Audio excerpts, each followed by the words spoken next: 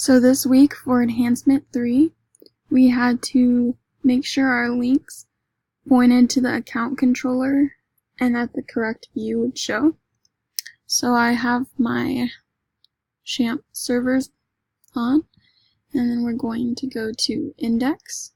I'm going to run it. And as you can see, we're on our home page. Then you click on my account, which links to the login, and then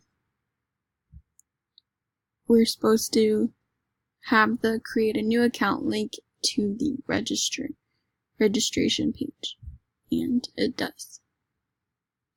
So here's that. So if we go back to our my account, the login page will show, and I'm going to validate my HTML and CSS. So let's do that.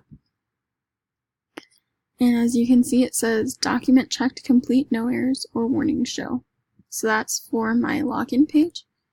Now we're going to validate the CSS. And it also says congratulations, no errors. And then for my registration page, we will validate HTML. And as well, it says document completed, no errors. And let's do that for CSS. And no errors found. And I think we're all supposed to validate our home page. So here's my home page again. And just make sure everything works. So no errors or warnings.